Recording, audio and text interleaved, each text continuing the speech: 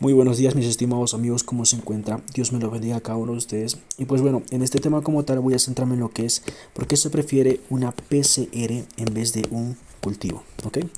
De entrada voy a decir que la PCR es un poco más fina, más sensible, más concreta, más objetiva. A diferencia del cultivo que es más subjetivo, es más tosco, ¿cómo lo puedo decir? Inconcreto. No se sabe realmente, concretamente el resultado de los cultivos porque se determina más en el subjetivismo. Ahora, pues bueno, voy a crear acá una escena. Digamos que esta es la orina. Esto que estoy pintando de amarillo es la orina. ¿Ok? Nosotros cuando proporcionamos una muestra para orina, lo hacemos en este vasito. ¿Ok? Esta orina como tal, cuando el médico te pide un urocultivo, ojo, cultivo está aquí y este es uro de orina, uro de orina y cultivo del examen del cultivo que vamos a hacer, ¿no? El cultivo. Ok, pues bueno, entonces, ¿qué es lo que pasa?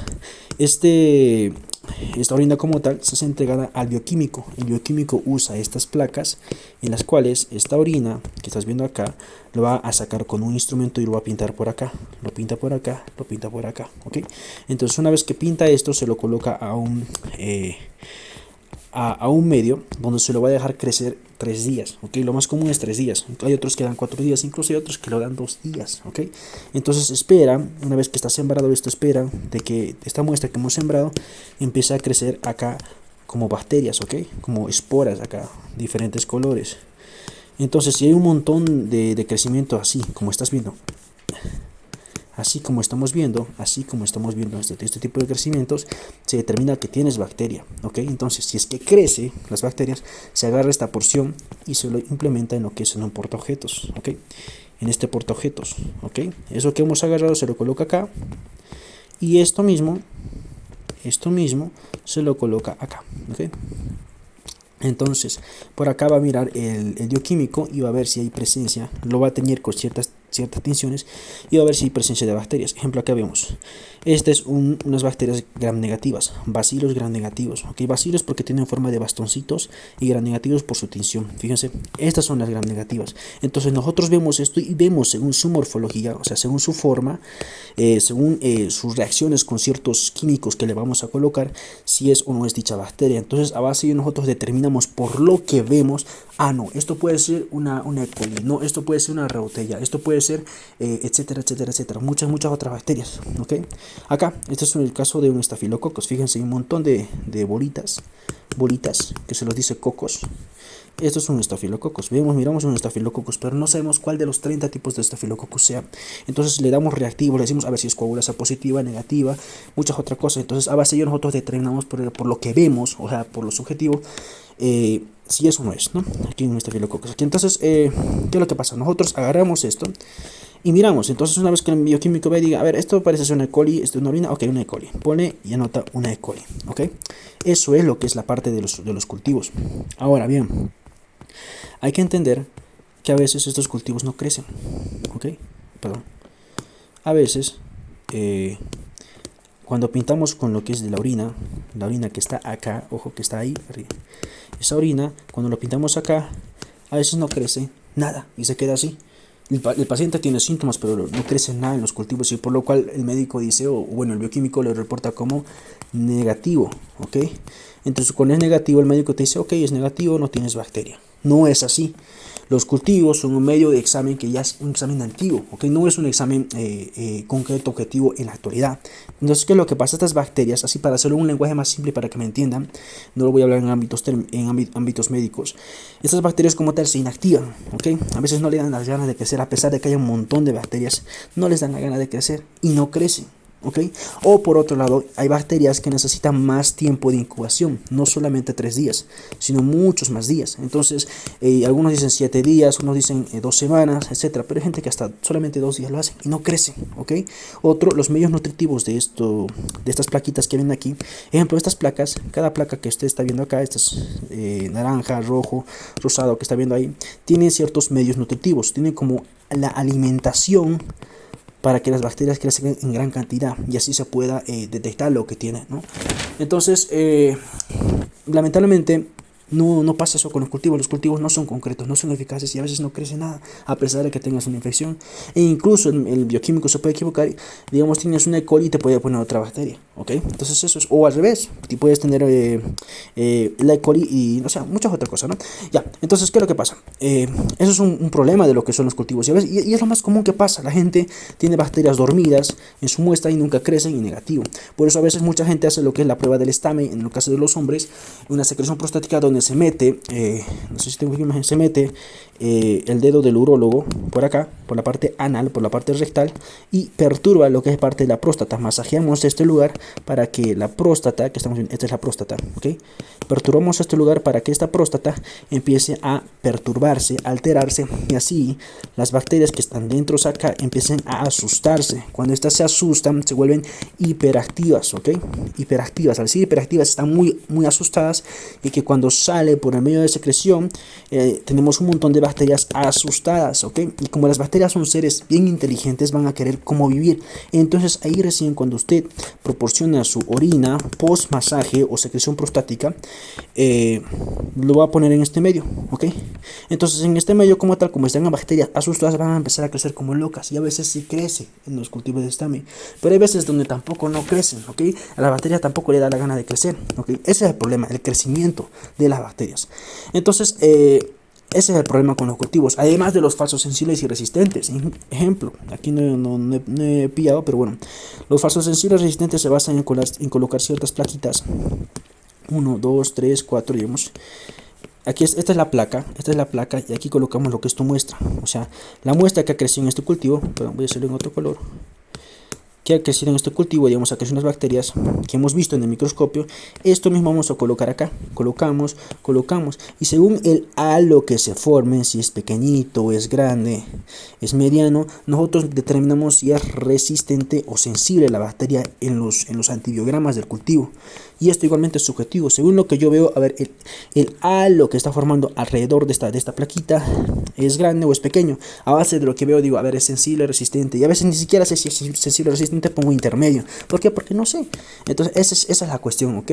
No hay un intermedio, o eres resistente o eres sensible. Ese es el punto, ¿ok? Por eso es mejor mucho una PCR. Ahora bien, ya habiendo hablado de lo que es la parte negativa de los cultivos y por qué no me fío tanto de ellos, voy directamente a lo que es la parte de del examen PCR, ¿ok? Y voy a hablar en concreto del microGen-Dx. La gente, yo suelo recomendar que se haga un examen de PCR para las cepas, ¿ok? Para las bacterias, y voy a anotarlos acá. Si es que hay en su país, cosa que dudo, no he visto en un país que haya, pero bueno, la E. coli. También tenemos a la Enterococcus faecalis, ¿ok? Faecalis. También tenemos a las Klebsiellas.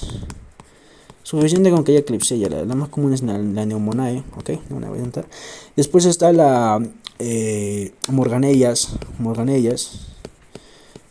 pero más común es esta, ¿ok? Y las Pseudomonas, ¿ok? Son más comunes estas cuatro, y los estafilococos también, ¿ok? No, ojo, no los epidermidis, los estafilococos Haemolyticus, ojo, Haemolyticus. Y hay el otro Sapropithecus también, ¿ok? Sapropithecus, más o menos así, ¿ok? Entonces, ¿qué es lo que pasa? Lo que yo les puedo decir que se dan exámenes de estos, de cada cepa de estos, un PCR en su lugar local. Pero lamentablemente casi en su gran mayoría no hay laboratorios que hagan esto, ¿ok? Entonces, ¿por qué es lo que yo me opto? Yo me opto más que todo por lo que es el examen microGen-Dx. Aquí es donde viene. El examen microGen-Dx como tal. Ejemplo, microGen-Dx es un laboratorio, no es el examen, es un laboratorio. El laboratorio microGen-Dx se encarga de hacer el método de PCR para detectar múltiples bacterias, ¿ok? Ustedes habrán escuchado del paquete de 12 ITS que existe aquí en Latinoamérica, que es por PCR, ¿ok? Muchos habrán hecho eso, PCR. Este PCR como tal incluye lo que es la clamidia, incluye lo que es el treponema pallidum o llamado sífilis, incluye la gonorrea, incluye el Mycoplasma hominis, incluye el Mycoplasma genitalum, incluye el Ureaplasma parvum, Ureaplasma urealyticum y la Gardnerella vaginalis, Trichomonas vaginales y la cándida, ¿ok? Esos son 12 más o menos, y hay otros que solamente tienen 7, otros que tienen solamente 8. Eso simplemente detectan solamente esas 12 bacterias nada más, pero no hay un examen donde diga que va a detectar E. coli, no hay un examen donde diga que va a detectar Enterococcus fecalis, no hay un examen donde diga que va a detectar Klebsiellas, ¿ok? Entonces, como no hay ese tipo de reacciones, o quiero decir que para que un PCR, note un poquito más, para que una PCR para que una PCR detecte muchas bacterias necesita reactivos, ¿ok? Estos reactivos, estos reactivos son el código genético, más o menos son así, ¿ok? Un código genético, esto que están viendo, esto que están viendo, esto que están viendo. Entonces, este código genético necesita que esté presente en el laboratorio para poder detectar una bacteria en concreto. Por ejemplo, esto puede ser solamente para E. coli, solamente para E. coli. Esto que también solamente para E. coli, pero esto puede ser solamente para enterococos, ¿ok? Enterococos, solamente esto puede ser para carácter, esto puede ser solamente para estafilococos, ¿ok? O sea, solamente es uno, entonces, ¿qué es lo que pasa? Necesitamos un montón de códigos genéticos de todas las bacterias, las probables que sean patógenas, para detectar realmente si puede ser la causante de la infección, ¿ok? Necesitamos saber eso. Lamentablemente, como les digo, en Latinoamérica, de las 50.000 bacterias que tú puedes detectar a través de código genético, solamente hay 12, 8, nada más. No hay de las muchas que podía haber habido, ¿ok? Entonces, ¿qué es lo que pasa? Lo que yo recomiendo es de que se haga un examen donde tenga una amplia gama de bibliotecas, amplios reactivos para muchas bacterias, detectar por método PCR, y así usted puede saber realmente qué tipo de bacteria tiene, ¿ok? Eso no hay en Latinoamérica, solamente hay para 8 y 12, a diferencia del laboratorio MicroGenDx que tiene para 50.000. Ahí está, mucha gente va a sonar escéptica quizá con esto, pero es 50.000, de las cuales 30.000 son para bacterias, 30.000 de estas 50.000, 30.000 son para bacterias y 20.000 son para hongos, ¿ok? Porque los hongos también pueden causar infecciones. Hay muchos hongos, no solamente es la cándida. Ojo con eso. Entonces, por eso recomiendo mucho lo que es el laboratorio MicroGenDx, ¿ok? Que se encarga de detectar este tipo de bacterias, ¿no? Prácticamente porque tiene una amplia gama de reactivos para detectar muchas bacterias, ¿ok? A eso es a lo que me baso en el examen MicroGenDx. Ahora bien, ¿cómo me puedo realizar el examen MicroGenDx? El examen MicroGenDx como tal te lo realizas. El Cabe recalcar que el laboratorio de MicroGenDx se encuentra en Estados Unidos, ¿ok? Entonces no tiene que viajar hasta Estados Unidos, uno tiene que enviar su muestra hacia el laboratorio de MicroGenDx. De hecho, no es el único laboratorio, existen otros 3 laboratorios más que hacen ese tipo de exámenes, pero MicroGenDx es el único que trabaja vía internacional. Ahora, pues uno pensará, quizás mucha burocracia, tengo que hacer un montón de papeles, pues no es así realmente. Lo que se necesita es, se hace un envío, ¿ok? Se hace un envío de la muestra por medio de FedEx, muchos lo han hecho por medio de FedEx, o por medio de DHL, que son empresas que se encargan de los envíos internacionales, ¿ok? Entonces, ¿qué es lo que se necesita para esto? Se necesita primeramente un médico, ¿ok? Un médico que te firme unos documentos que el laboratorio te va a traer. Primeramente se compra lo que es parte del el kit en su página de MicroGenDx. Ejemplo, aquí está los paquetes que ofrece MicroGenDx. Por ejemplo, aquí viene la cajita, aquí vienen las bolsas. En el caso del hombre se te pide una muestra de orina y una muestra de líquido seminal, y ya, esto simplemente es algo externo, nada más. Y te van a mandar un documento. En este documento tú tienes que llenar tus datos. Aquí te va a mostrar tu nombre, tu correo, tu edad, tu fecha de nacimiento, y aquí en este otro costado te van a pedir los datos del doctor, o sea, su código de doctor, su firma y suficiente, no hay más, suficiente. Entonces con eso simplemente el laboratorio MicroGenDx toma tus datos y ya, no se hace más lío.